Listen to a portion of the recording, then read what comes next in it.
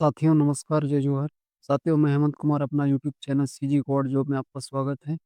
साथियों आज की इस नए वीडियो में हम बात करने वाले हैं 8वें वेतन आयोग से कर्मचारियों को बेसिक सैलरी के बारे में। साथियों चैनल में नए हो तो चैनल को सब्सक्राइब और शेयर कर देना। साथियों आज हम 8वें वेतनमान को लेकर 8 टॉपिक में बात करने वाले हैं। फिटमेंट सेक्टर 2.15 हुआ तो कितनी बढ़ेगी सैलरी, जानिए अपनी सैलरी का पूरा कैलकुलेशन। 8वां पे कमीशन अपडेट, केंद्रीय कर्मचारी और पेंशन के बीच 8वें वेतनमान आयोग को लेकर लगातार उत्सुकता बढ़ रही है। इस बार की तरह हर बार की तरह इस बार भी सबसे बड़ा सवाल यही है कि फिटमेंट फैक्टर कितना तय करेगा, क्योंकि किसी एक आंकड़े से सैलरी और पेंशन में होने वाली असली बढ़ोतरी का अंदाजा लगाया जाता है। मीडिया रिपोर्ट और कर्मचारी संगठनों के बीच 2.15 फिटमेंट फैक्टर की चर्चा सबसे ज्यादा हो रही है। साथियों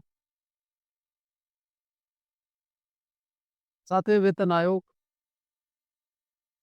की अवधि हो रही है खत्म। वर्तमान में 7वां पे कमीशन साथियों 31 दिसंबर 2025 को समाप्त हो रही है।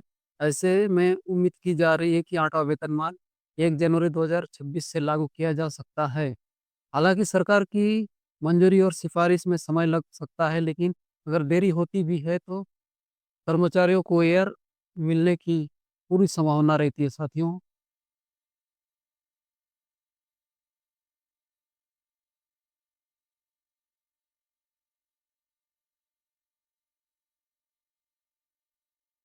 फिटमेंट फैक्टर क्या होता है? साथियों फिटमेंट फैक्टर एक तरह का मल्टीप्लायर होता है, जिससे मौजूदा बेसिक सैलरी को गुणा करके नई बेसिक सैलरी तय की जाती है।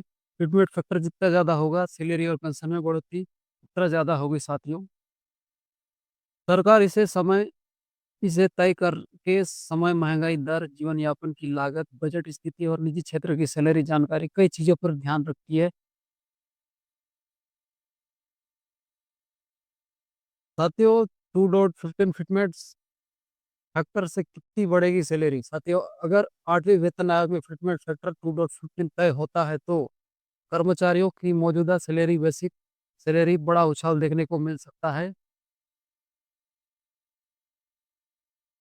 कैलकुलेशन समझिए साथियों।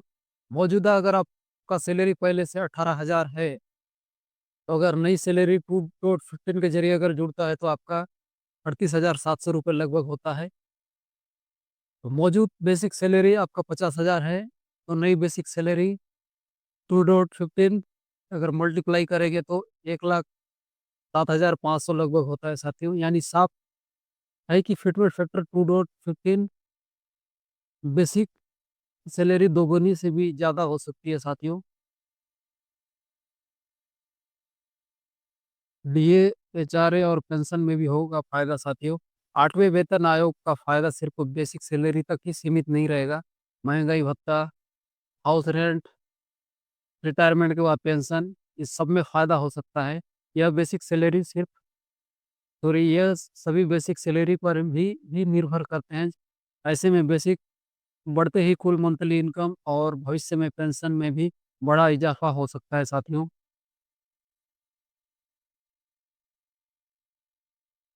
क्या अभी आया है कोई फाइनल फैसला?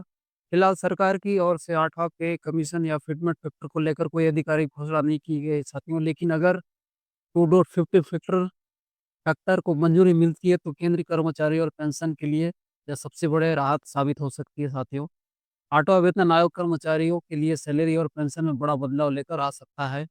फिटमेंट फैक्टर 2.15 का मतलब है कि आने वाले समय में कर्मचारियों की आय में अच्छा खासा उछाल देखने को मिल सकता है, और सभी नजरें सरकार की और अधिकारी के ऐलान पर टिकी हुई है, जिसके तस्वीर पूरी तरह साफ हो सके। साथियों साथियों नए हो तो चैनल को सब्सक्राइब और शेयर कर देना वैसे लोगों को। धन्यवाद।